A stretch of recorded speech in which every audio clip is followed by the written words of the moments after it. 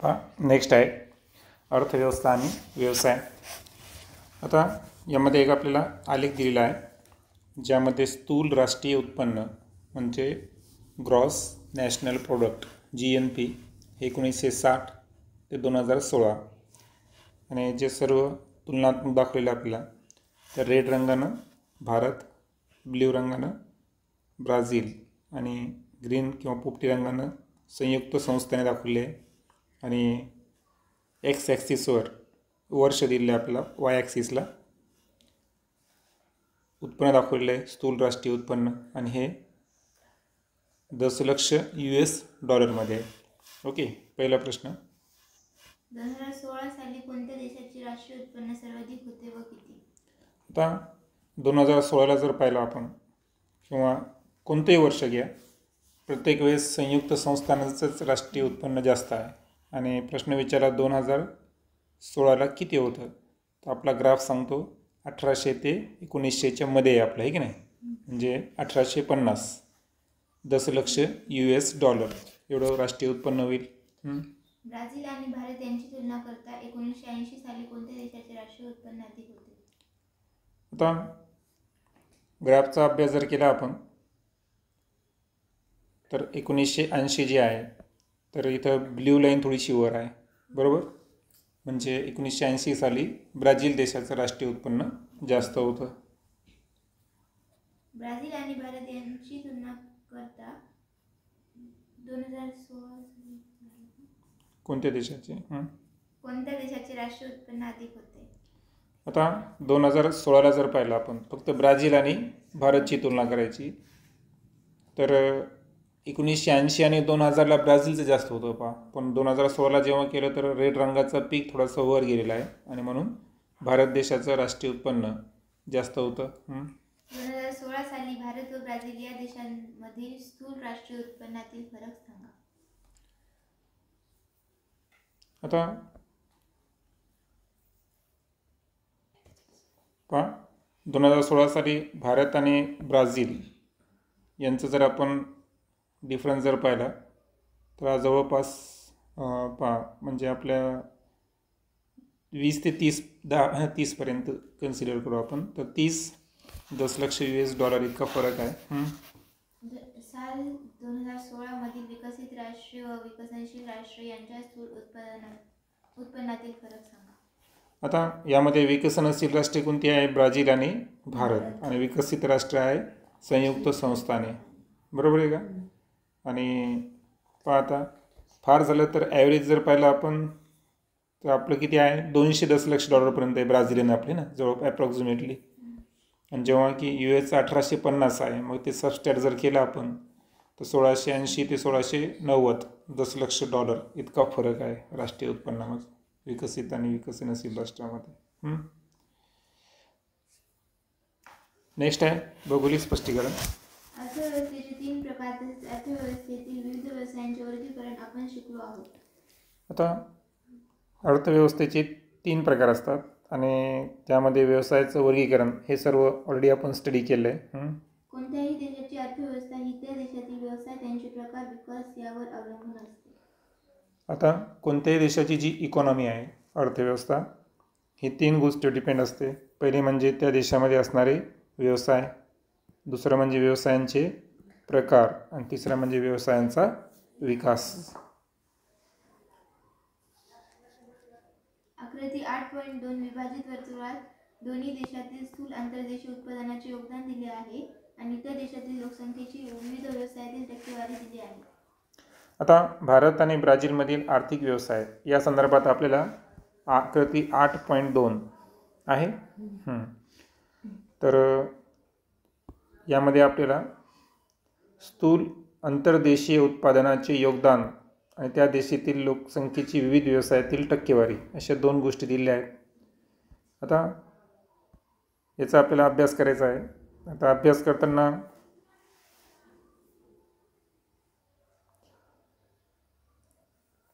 पाहता यामध्ये 2 आहेत. स्थूल आंतरदेशीय उत्पादनात व्यवसायनिहाय योगदान 2016मध्ये जर पाहिलं आपण तर यामध्ये ऑरेंज कलर ब्ल्यू कलर काय दाखवतो? प्राथमिक, त्यानंतर ऑरेंज कलर का दाखवतो द्वितीयक आणि जो ग्रे कलर आहे हा तृतीयक व्यवसाय दाखवतो. आता योगदान जर पाहिलं आपण स्थूल अंतर्देशीय उत्पादनात व्यवसायाने योगदान, तर प्राथमिकमध्ये किती आहे ब्राझीलचा 5.5, द्वितीयकमध्ये 27.5 आणि तृतीयक व्यवसायामध्ये ब्राझीलचा योगदान किती आहे 67.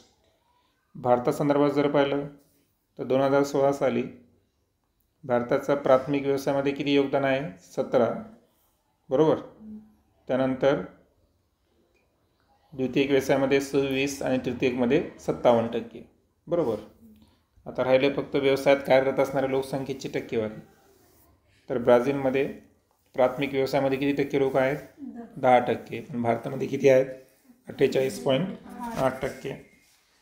ऑरेंजमध्ये गेलो आपण द्वितीयक व्यवसाय, तर ब्राझीलमध्ये किती टक्के आहे 19, भारतामध्ये 24.3. आणि तृतीयक व्यवसाय पाहिले आपण तर ब्राझीलमध्ये किती टक्के लोक आहेत 71%, जेव्हा की भारतामध्ये किती आहे 26.9%. ठीक आहे, एक एक घेऊ आपण. पहिला प्रश्न, प्राथमिक व्यवसायामध्ये गुंतलेल्या लोकसंख्येची टक्केवारी कोणत्या देशात जास्त आहे? आता प्राथमिक व्यवसाय, तर प्राथमिक व्यवसायामध्ये कोणता येईल भारत, कारण किती आहे तो 48.8%. स्थूल अंतर्देशीय उत्पादनात कोणत्या देशात तृतीयक व्यवसायाचे योगदान अधिक आहे? वरचा ग्राफ पहा, स्थूल अंतर्देशीय उत्पादन, तर यामध्ये तृतीयक व्यवसाय जर पाहिले तर 67% कोणामध्ये आहे ब्राझीलमध्ये आहे. स्थूल अंतर्देशीय उत्पादनात द्वितीयक व्यवसायांचा हिस्सा कोणत्या देशात जास्त आहे? आता जे सेकंडरी बिझनेस आहे द्वितीयक व्यवसाय, तर स्थूल अंतर्देशीय म्हणजे पहिल्या ग्राफमध्येच कोणत्या देशात जास्त आहे ब्राझील, किती आहे 27.5. भारताप्रमाणे ब्राझीलची अर्थव्यवस्था शेतीवर आधारित आहे असे म्हणता येईल का ते कारण सांगा. आता भारताप्रमाणे ब्राझीलची जी अर्थव्यवस्था आहे ती शेतीवर आधारित नाही. ओके, हे क्लिअर आहे. म्हणून असं म्हणता येईल का ती शेतीवर आधारित आहे? नाही, कारण ओव्हरऑल जर पाहिलं तर ब्राझीलमध्ये प्राथमिक व्यवसाय जे आहे शेती जो प्राथमिकमध्ये येतो त्याच्यामध्ये किती टक्के लोक आहेत फक्त 5.5% आहे, जेव्हा की भारतामध्ये किती आहे 17. म्हणून भारताप्रमाणे ब्राझीलची अर्थव्यवस्था शेतीवर आधारित आहे असं म्हणता येत नाही, कारण त्या देशामध्ये सेकंडरी आणि तृतीयक व्यवसायाला जास्त महत्त्व आहे. कार्यरत लोकसंख्येची पण टक्केवारी बघा ना तुम्ही, भारतामध्ये 48.8% लोक कार्यरत आहेत प्राथमिक व्यवसायामध्ये, जेव्हा की ते 10%च आहेत. भौगोलिक स्पष्टीकरण, आकृती 8.1 मध्ये आपण पाहिले की भारताचे राष्ट्रीय उत्पन्न ब्राझीलपेक्षा अधिक आहे. आता आकृती 8.1 मध्ये पाहिलं आपण की 2016 या वर्षी ब्राझीलपेक्षा भारताचं राष्ट्रीय उत्पन्न कसं आहे जास्त आहे. ब्राझील हा देश जगात खाणकाम, शेती आणि वस्तू निर्माण उद्योगात अग्रेसर असून या देशातील सेवा व्यवसाय मोठ्या प्रमाणात वाढलेला आहे. आता ब्राझीलमध्ये प्रमुख जर आपण उद्योग पाहिले तर खाणकाम, दुसऱ्या क्रमांकाला शेती, त्यानंतर वस्तू निर्माण उद्योग आणि सेवा व्यवसाय. ओके, हे मोठ्या प्रमाणात आहे. भारतामध्ये जर सेवा व्यवसाय पाहिला आपण तर वाढत आहे, पण जरी सेवा व्यवसाय वाढत आहे आपल्याकडे तरी प्रमुख व्यवसाय कोणता आहे भारतामध्ये शेती हाच आहे. भारताप्रमाणे ब्राझीलची अर्थव्यवस्था सुद्धा मिश्र स्वरूपाची आहे. आता भारत आणि ब्राझील या दोन्ही देशांची अर्थव्यवस्था जर पाहिली आपण तर ती कोणत्या स्वरूपाची आहे मिश्र अर्थव्यवस्था. दोन्ही देशांची अर्थव्यवस्था विकसनशील आहे. आता आपण संयुक्त राष्ट्रांसोबत तुलना केली इथं आहे की नाही, आणि आपल्या लक्षात येईल की कितीतरी पटीनं उत्पन्न कमी आहे, म्हणजे याचा अर्थ दोन्ही देशाची अर्थव्यवस्था ही कोणत्या टप्प्यावर आहे विकसनशील. त्यांचे राष्ट्रीय दरडोई उत्पन्न अमेरिकेच्या संयुक्त संस्थानाच्या तुलनेत अतिशय कमी आहे. आणि जे राष्ट्रीय दरडोई उत्पन्न आहे तर अमेरिका संयुक्त संस्थानाच्या तुलनेत दोनांचं आपण पाहिलं खूप कमी आहे पहा आहे की नाही, कारण जो गॅप होता तो गॅप आपण पाहिला तो जवळपास किती येतो 1680 ते 1690 दशलक्ष US$ इतका गॅप आहे की नाही. महत्त्वाचे म्हणजे भारताचे राष्ट्रीय उत्पन्न ब्राझीलच्या तुलनेत जास्त असले तरी भारताचे दरडोई उत्पन्न ब्राझीलच्या तुलनेत कमी आहे. आता दरडोई उत्पन्न काय असतं माहिती आहे का, की देशाची लोकसंख्या जी आहे ना त्याला राष्ट्रीय उत्पन्न भागायचं, प्रत्येक व्यक्तीचं ॲव्हरेज इन्कम निघतं. आता ब्राझीलची लोकसंख्या किती आहे 19 कोटी आणि भारताची लोकसंख्या किती होती 125 कोटी. मग आता आता उत्पन्न पाहिलं आपण फक्त कितीनं जास्त आहे, एक 20 ते 30 दशलक्ष US$ जास्त आहे फक्त, बरोबर आहे का.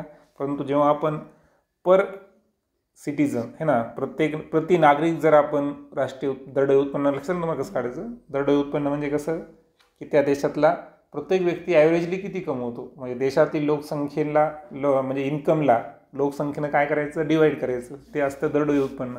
मग 5 पटीनं लोकसंख्या जर पाहिली आपण, 5-6 पटीनं कसं ब्राझीलची कमी आहे आणि उत्पन्न फक्त आपलं किती आहे त्यांच्यापेक्षा, फार 10 ते 20% जास्त, 30% जास्त आहे फारच तर फार. मग तसं विचार केला तर बघा ना, ते म्हणजे लोकसंख्येमध्ये तर किती फरक गेला, 500 पटीचा, आणि उत्पन्न फक्त आपलं जास्त किती आहे, 20 ते 30 पटीने. म्हणजे याचा अर्थ दरडोई उत्पन्न जर पाहिलं आपण तर कोणत्या देशात जास्त येईल, ब्राझीलचे जास्त येईल. याचे कारण शोधण्याचा प्रयत्न करा, त्यासाठी पुढील तक्ता वापरा. आता इथं जर प्रश्न विचारलेला आहे की कारण जर पाहिलं आपण तर तुम्हाला इथं काय करायचं की ॲक्टिव्हिटी करायची, ग्राफ काढायचा आहे बहुरेषालेख.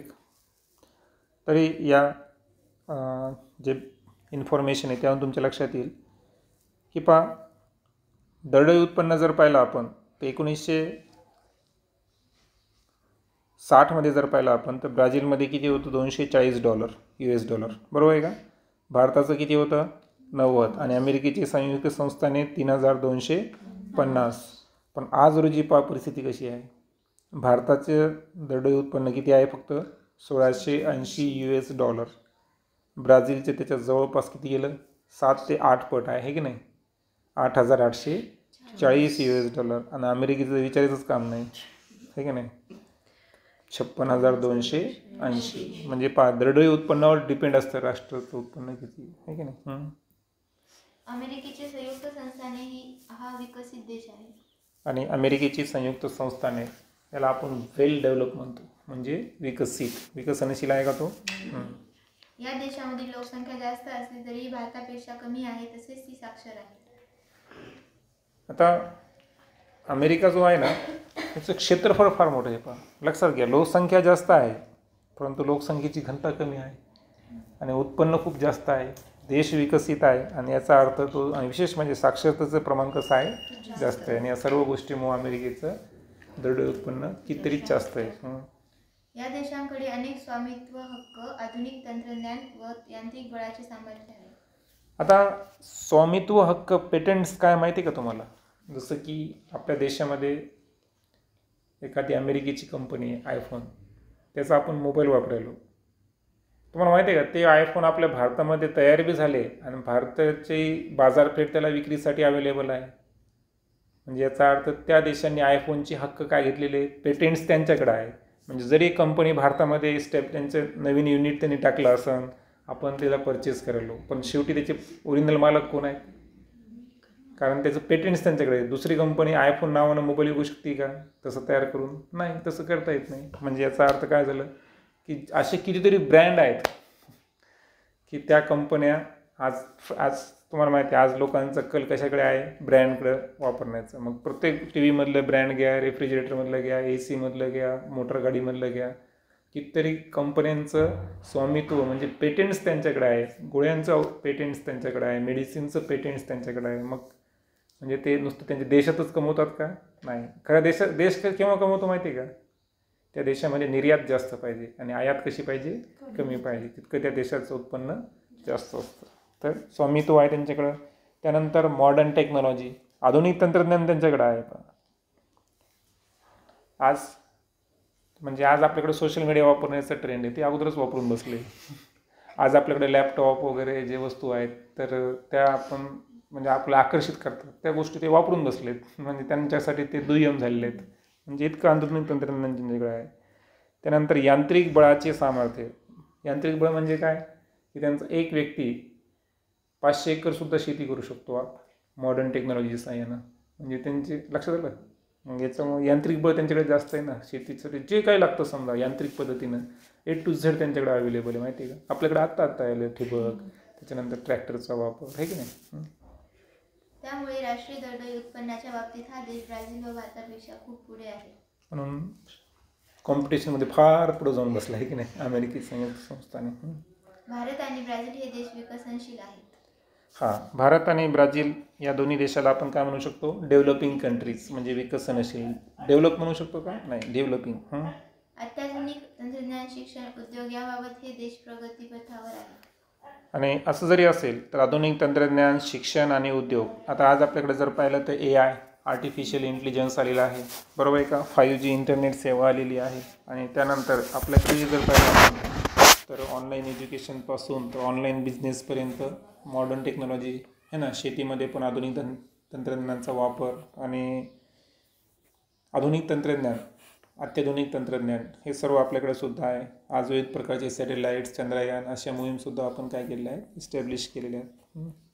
स्थूल राष्ट्रीय उत्पन्न जास्त असले तरीही भारताची लोकसंख्या जास्त असल्याने भारतातील दरडोई उत्पन्न ब्राझीलच्या तुलनेत कमी आहे. आता स्थूल राष्ट्रीय उत्पन्न मी सांगितलं तुम्हाला भारताचं जास्त आहे आकड्यामध्ये, परंतु जेव्हा आपण दरडोई उत्पन्न काढू तर लोकसंख्या ब्राझीलची कमी असल्यामुळं आणि भारताची जास्त असल्यामुळं ब्राझीलच्या तुलनेत दरडोई उत्पन्न आपलं कसं आहे? कमी. ठीक आहे, आकृती 8.3 आहे. त्यामध्ये आपल्याला प्रमुख प्राथमिक व्यवसायाचं वितरण दाखवलेलं आहे. ठीक आहे, हा ग्राफ तुम्ही पाहू शकता. आता यामध्ये पहिला प्रश्न वाच. ब्राझीलच्या कोणत्या भागात कॉफीचे उत्पादन प्रामुख्याने घेतले जाते? आता कॉफीचं उत्पन्न जर घ्यायचं असेल तर सूचीमध्ये येऊ आपण. कॉफी ब्ल्यू रंगाचा थोडा सर्क्युलर पार्ट आहे आणि तो जर पाहिला तुम्ही तर साओ फ्रान्सिस्को नदी आणि पॅरा नदी यांच्यामध्ये दाखवलं तुम्हाला कॉफीचा प्रदेश आहे का?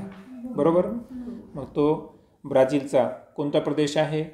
आग्नेय किनारपट्टीचा भाग आहे. म्हणून लक्षात ठेवायचं की ब्राझीलच्या आग्नेय किनारपट्टीच्या भागात कॉफीचे उत्पन्न कसं होतं? जास्त होतं. ब्राझीलमध्ये कोणकोणती अन्नधान्य पिके घेतात?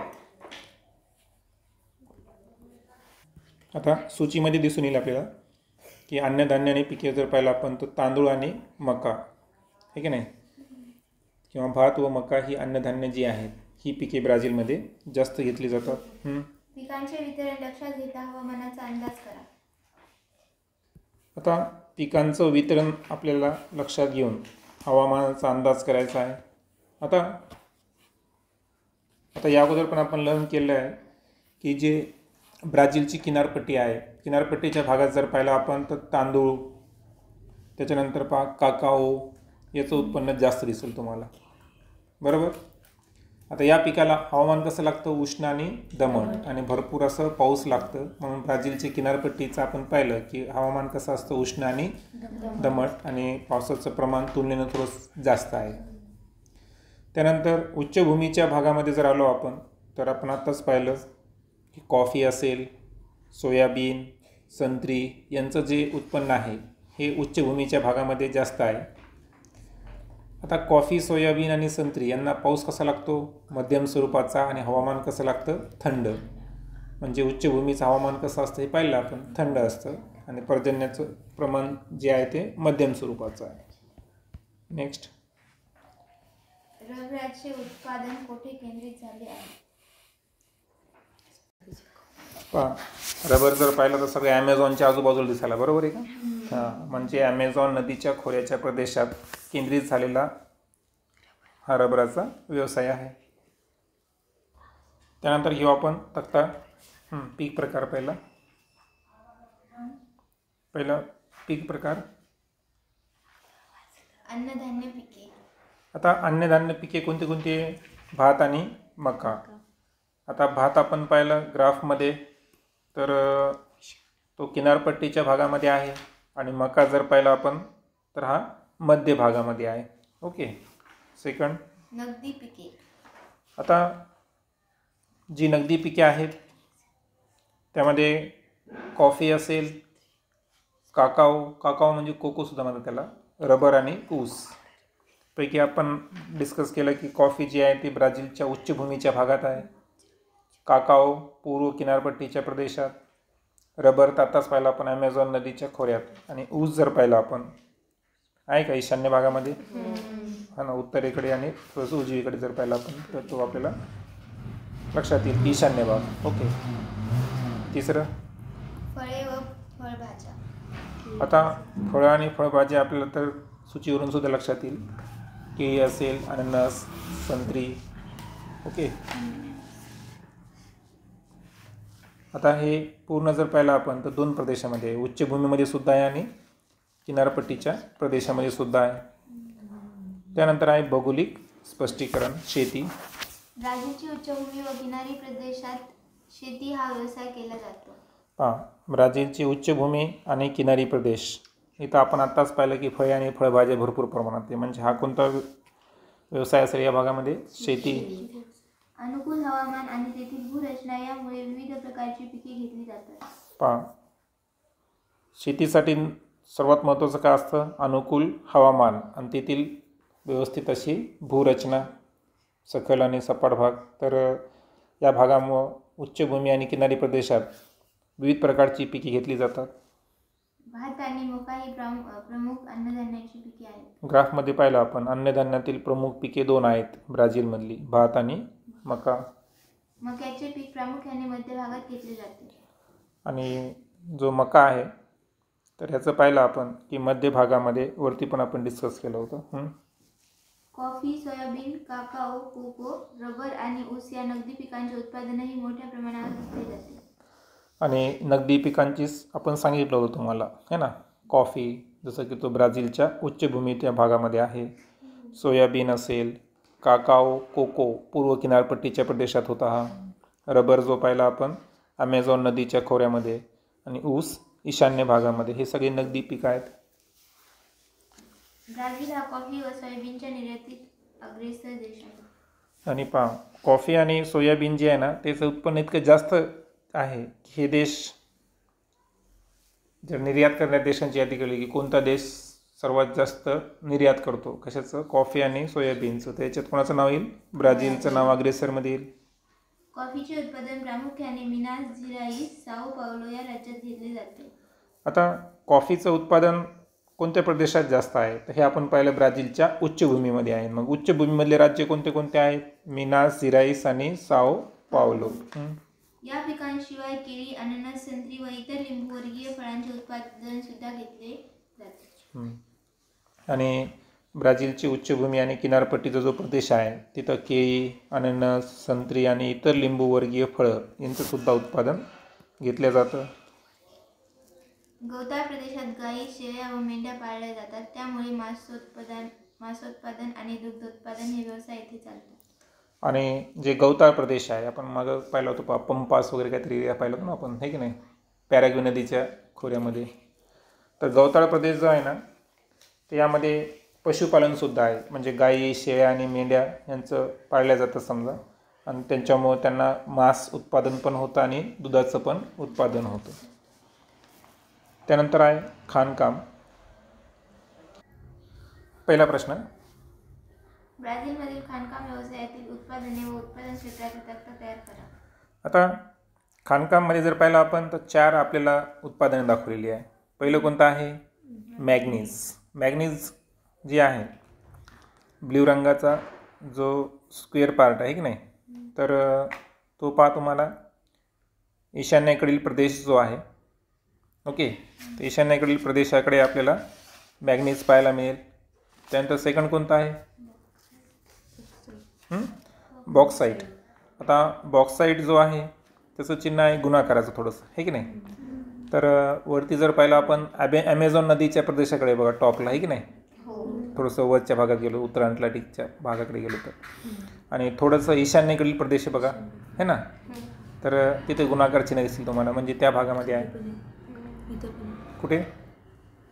हां, यस, हां. त्याच्यानंतर साओ फ्रान्सिस्को नदीच्या प्रदेशामध्ये सुद्धा जर पाहिलं आपण, बरोबर आहे का, पूर्व किनारपट्टी, तर त्या भागामध्ये सुद्धा आहे.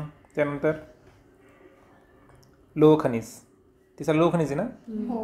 लोह खनिज जर पाहिलं तर ट्रँगल जे आहे ब्ल्यू, तुम्हाला झिंगू नदी आहे का त्या प्रदेशामध्ये आहे, म्हणजे मध्य भाग म्हणू आपण ब्राझीलचा, बरोबर आहे का. आणि थोड्या प्रमाणात जर पाहिलं आपण तर साओ फ्रान्सिस्को आणि पॅरा नदी यामधला जो प्रदेश आहे त्या प्रदेशामध्ये सुद्धा आहे. आणि कोळसा जो आहे, कोळसा जर पाहिला तर फक्त तुम्हाला डाऊनवर्ड दिसेल, है ना, दक्षिणेकडे, है ना, म्हणून ब्राझीलच्या अति दक्षिणेकडील प्रदेश जो आहे तर तिथे आढळतो. ठीक आहे. नेक्स्ट, ब्राझीलच्या कोणत्या भागात खाणकाम व्यवसाय विकसित झालेला नाही, त्याचे कारण काय आहे?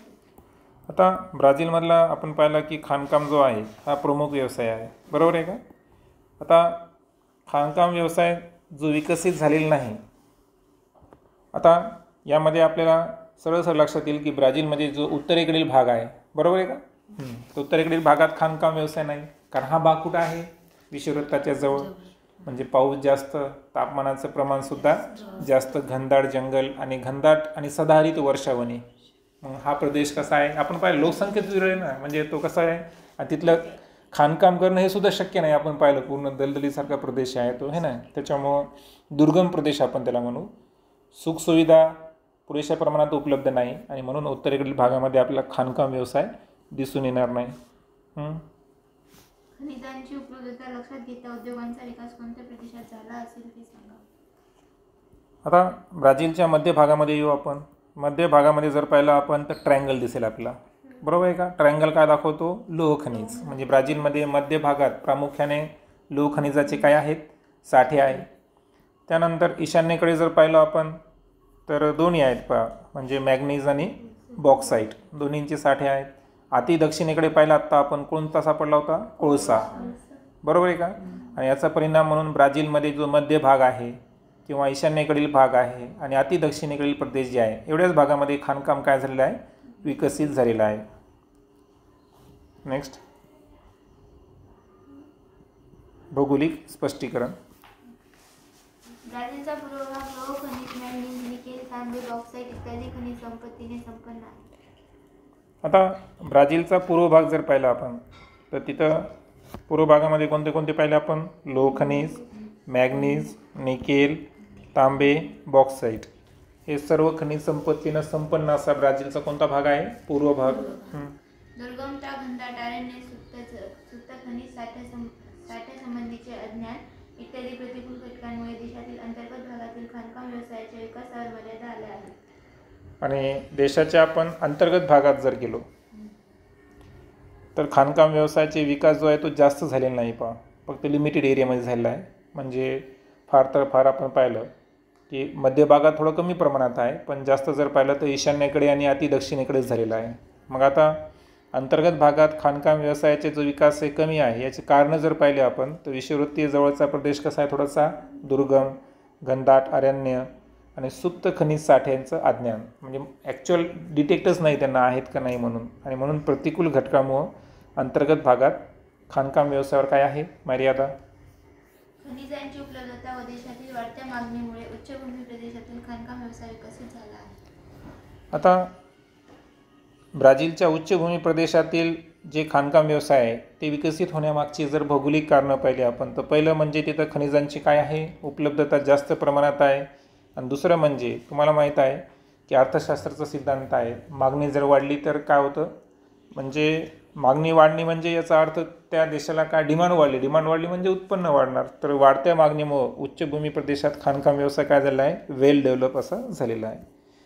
नेक्स्ट लेक्चरमध्ये आपण मासेमारी संदर्भात डिस्कस करू.